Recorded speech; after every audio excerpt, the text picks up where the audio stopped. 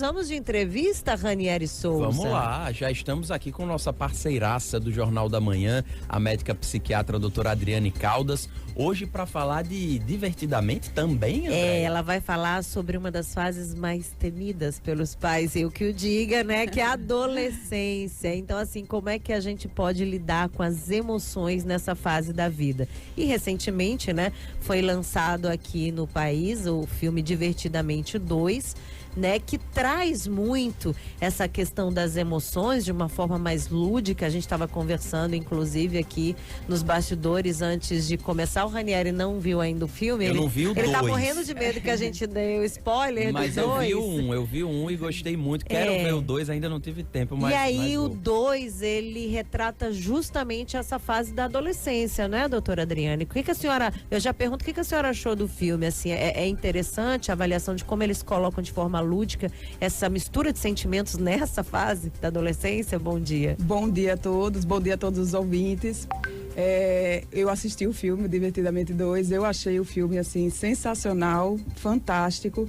Eu acho que retrata muito, né, as nossas emoções na fase da adolescência.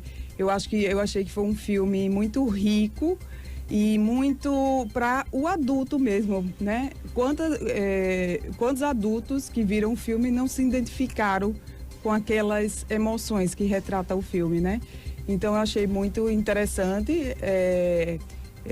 O filme chega a colocar alguns elementos novos, né? Algumas emoções novas, como a emoção, como a inveja, como a vergonha, o tédio, que é característico da fase da adolescência, né?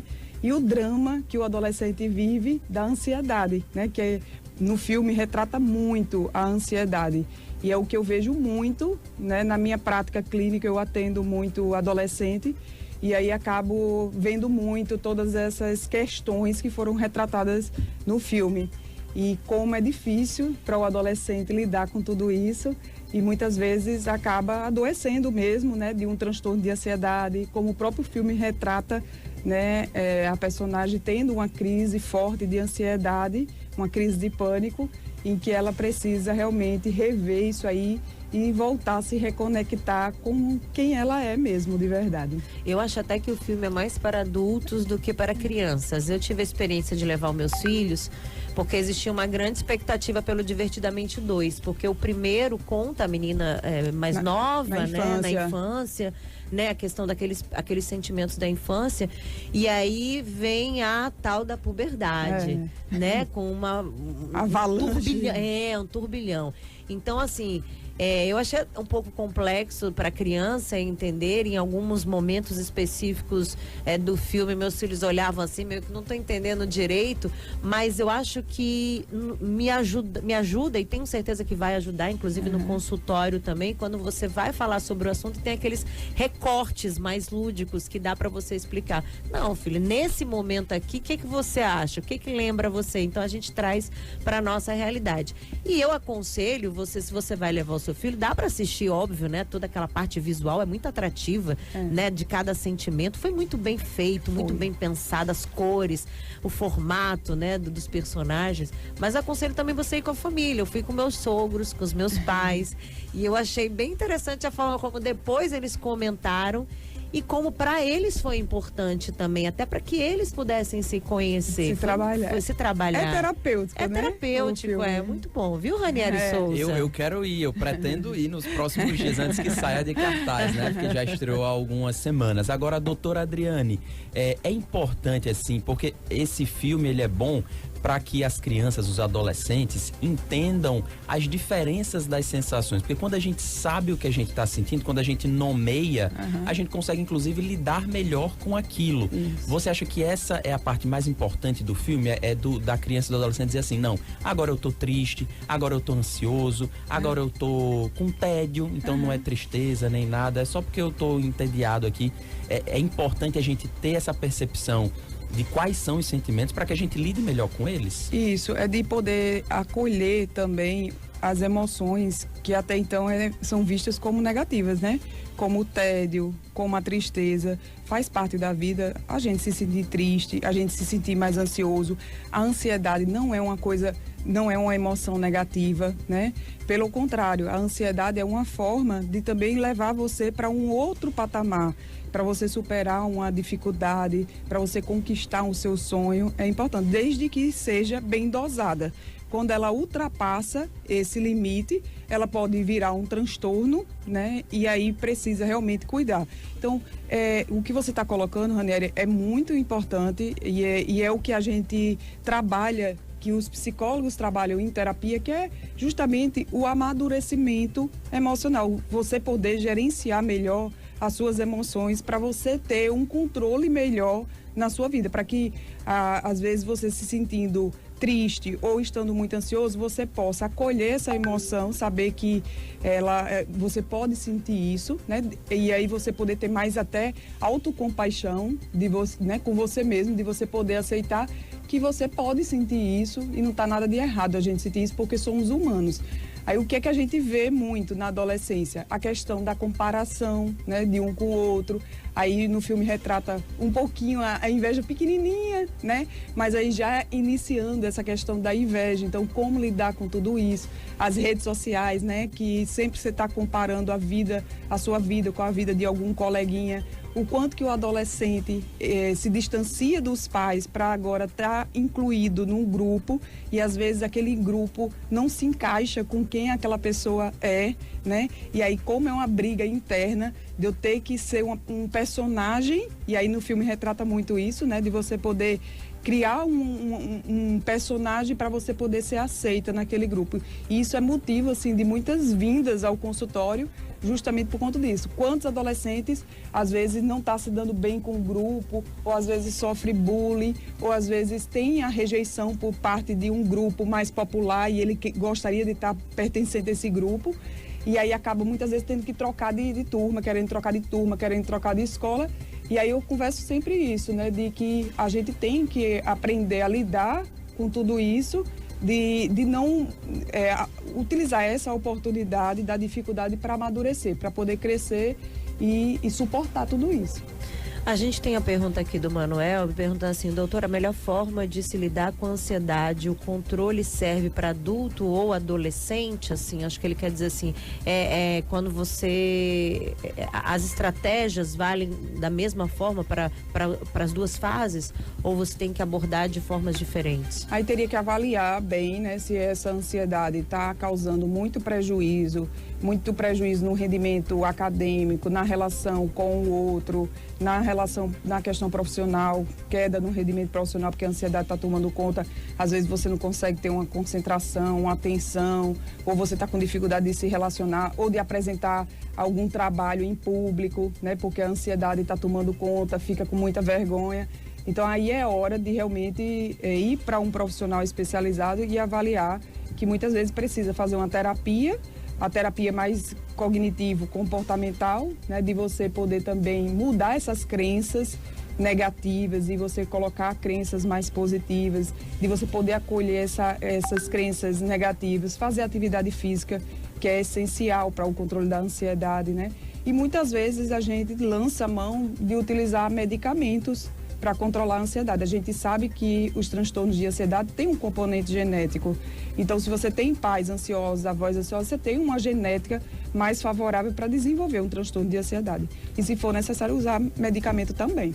Adriane, o nosso ouvinte aqui, o pastor Saulo André, fala com relação ao bem-estar emocional. Ele pergunta, o que fazer para melhorar o humor? Às vezes a gente vê lá no Divertidamente, por exemplo, tem lá a alegria, né? E a alegria às vezes fica um pouquinho mais cabisbaixa também, não consegue comandar ali a mente da personagem. Então, tá nisso também, de tentar fazer um exercício físico, quais são as opções quando você vê que a alegria, assim, na sua mente não tá tão comandando? Principalmente, assim, você poder acolher o que tá lhe causando e acolher aquele sentimento, de você poder entrar mais em contato com você e ver o que é que lhe satisfaz, o que é um hobby que você gostava de fazer e que você deixou de fazer, o que é que conecta com você mesmo, né? Por exemplo, um esporte. Eu gostava muito de fazer um esporte, eu gostava de cantar e eu deixei de cantar. e aí eu comecei a ficar mais triste. Eu gostava de surfar, não estou surfando, eu não estou saindo mais com os meus amigos, eu estou longe da minha família. Então, procurar, né, uma rede de apoio social, uma rede de apoio familiar, um hobby que você goste, para isso lhe fortalecer, porque se você ficar só focada nos sentimentos negativos, né, e potencializar esses sentimentos e não olhar para os positivos, você acaba muitas vezes evoluindo para um quadro depressivo. Então é importante, né, você poder ter esse autocuidado, de você cuidar de você, de estar sempre fazendo coisas que realmente são importantes para você poder ser você, né, de você poder realmente resgatar essa sua essência, a sua personalidade mesmo.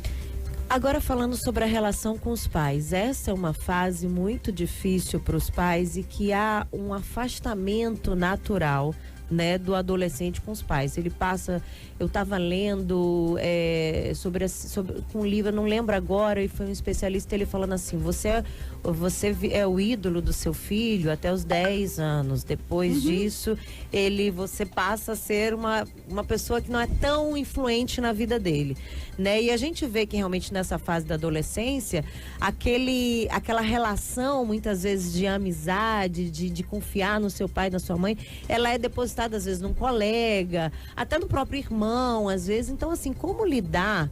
E aí, orientação para os pais, como é que a senhora lida com os pais? Porque acredito, a senhora falou que atende muitos adolescentes, né? E assim, há uma orientação também para os pais, para que a gente possa também ajudar os nossos filhos sem invadir o espaço deles, que é o que eles mais dizem pra gente. O adolescente nem quer muito o pai tão próximo. Vai na escola e diz assim, não, pai, mãe, fica ali, né? Não vem tanto. Fica com vergonha, paga mico, né? Então assim, não, mãe, esse é o meu, mãe, você tem que respeitar o meu espaço. Então, assim, como lidar, assim, com os pais também, assim, qual a orientação? E o que eles falam muito nos consultórios, né? Sempre quando eu vou atender adolescente, a gente sempre conversa primeiro com os pais, para depois conversar com o adolescente. E aí é sempre essa queixa dos pais. Muitas vezes eu oriento os pais que eles precisam cuidar deles mesmos, né? Deles poderem também fazer esse luto do filho, que não é mais criança, que não é mais tão dependente dele, mas que eles também têm que cortar o cordão umbilical para que eles também possam, né, se sentirem mais seguros, deles poderem se sentir mais confiantes. Então, muitas vezes é um trabalho também que os pais precisam fazer, que está refletindo, né, às vezes no conflito com o filho adolescente. Então é importantíssimo, assim, os pais poderem também olhar para as questões dele que está impedindo dos filhos também amadurecerem e de crescerem, né? Então, às vezes, tem pais que têm uma ansiedade de separação. Então, os filhos são muito ansiosos, inseguros, mas também tem uma questão com os pais. Os pais têm dificuldade de se separar dos filhos. É uma dor muito grande, né? Essa separação dos filhos. Então, se de repente tem um pai que tem, às vezes, uma carência afetiva muito grande e aquele filho é como se fosse o parceiro do pai, né? E agora o filho, ele quer ir para o mundo, ele quer estar com os amigos dele, os pais vão se sentir muito desamparados emocionalmente. E aí a gente precisa ver que também esses pais, eles foram filhos, eles também foram crianças e tiveram as dificuldades dele.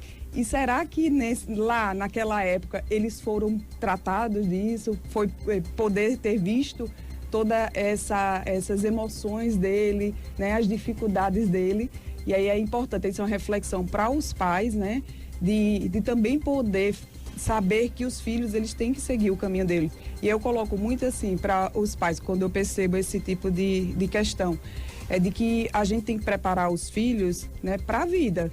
E aí eu li recentemente uma coisa que falava sobre justamente isso. Pais bons são quanto mais desnecessários eles forem para os filhos. Lógico que você não tem que deixar os filhos desamparados, mas você tem que fazer com que dá as ferramentas para que eles consigam seguir a vida deles independente, né? Porque os pais não vão estar aqui o tempo todo. A ordem normal é de que os pais morram, né, antes dos filhos. Então, tem que estar preparado para a vida, né? Tem que passar mesmo pelas dores. A gente não pode proteger totalmente os filhos. Lógico, a gente não tem que admitir que exista o bullying, né? Porque isso realmente causa prejuízos, traumas muito grandes na autoestima do adulto. Mas a gente tem que acolher, mas com o limite, sabendo que eles vão ter que passar também por situações que eles vão ter que enfrentar sozinhos. Doutora Adriane, eu tenho uma pergunta que é assim, quem passa por algum problema, por exemplo, de saúde mental na adolescência, quem está ouvindo a gente e os pais estão vendo que o filho está com algum problema de ansiedade ou de depressão, ele vai no médico, trata aquilo, ele precisa o resto da vida tomar cuidado com esse problema de saúde, que ela pode voltar ao longo da vida, ou depois que você faz um tratamento, você vai tocar a sua vida e sem esse tipo de preocupação? Isso é bem variável, assim, você trata, por exemplo, um primeiro episódio depressivo, você trata por no mínimo 6 meses com o uso de medicamento, e aí depois você tira e a pessoa fica tratada, né? O importante, que eu friso bem, é a gente não abandonar o tratamento antes do tempo, porque aí você tem uma recorrência ou você pode cronificar a doença. Os tratamentos de ansiedade, normalmente a gente também utiliza medicação por pelo menos 1 ano, e aí eu oriento sempre assim, na maioria das vezes, fazer um acompanhamento com a terapia para você amadurecer esses aspectos e poder estar pronto para quando tirar a medicação você estar bem. Mas não quer dizer que você não possa ter uma recidiva, uma recorrência da doença. Pode acontecer, né? Você tem um primeiro episódio depressivo, você tem uma chance maior de ter um segundo episódio depressivo. Se você tem uma genética favorável, você também tem uma chance maior de vir a desenvolver um novo episódio depressivo. Tem doenças como a esquizofrenia, bipolaridade, que aí você vai ter que fazer um tratamento por tempo mais prolongado mesmo e não tirar a medicação, né? Então é muito variável. Deixa eu só aqui, a gente tá no minutinho final, mas a gente até fez uma brincadeira aqui no Jornal da Manhã quando o filme estreou, que era da história de qual divertidamente comanda a sua mente, né? Lembra? E aí eu acho interessante que o filme traz isso também, por exemplo, a menina é Hailey, né? Hailey, né? E aí o dela é a felicidade. Da mãe, me parece que é a tristeza, pelo que eu lembro, que comanda ali a mente. E do pai é a raiva. Então é meio que esse estereótipo também da figura masculina, da figura feminina, lidando ali com tantos problemas. Tem isso na vida real, assim? Tem uma emoção que nos comanda e nos guia? Ou não, né? Uma hora a gente tá triste, outra hora a gente tá com mais raiva, outra hora a gente tá mais feliz. Eu acredito, Ranieri, assim, que o ideal é você poder temperar bem todas essas emoções, sabe? Que nenhuma prevaleça. E aí, à medida que a gente vai amadurecendo, que a gente vai entrando na vida adulta, né? É justamente esse controle que a gente tem. Às vezes, por exemplo, num filme mostra a nostalgia muito discreta, né? Ela abre a porta e diz, não, tchau, você não é para vir para cá agora, não. Ela não sente ainda nostalgia, porque ela ainda está numa fase da adolescência. Então, eu acho que é muito disso, né? À medida que você vai amadurecendo, que você vai entrando na vida adulta, você vai tendo um controle melhor da tristeza, você vai sabendo gerenciar melhor as suas emoções. Eu acho que quanto mais trabalhado emocionalmente você está, né? Porque a gente não quer dizer que a idade cronológica é maturidade, né? A idade realmente emocional está equiparada com a idade cronológica. Então, é você poder se conhecer melhor, de você poder saber lidar melhor com as situações do dia a dia e poder gerenciar melhor as suas emoções. Nosso tempo está esgotado. Muito obrigada, doutora Adriane, mais uma vez pelos seus esclarecimentos. É muito bom tê-la aqui.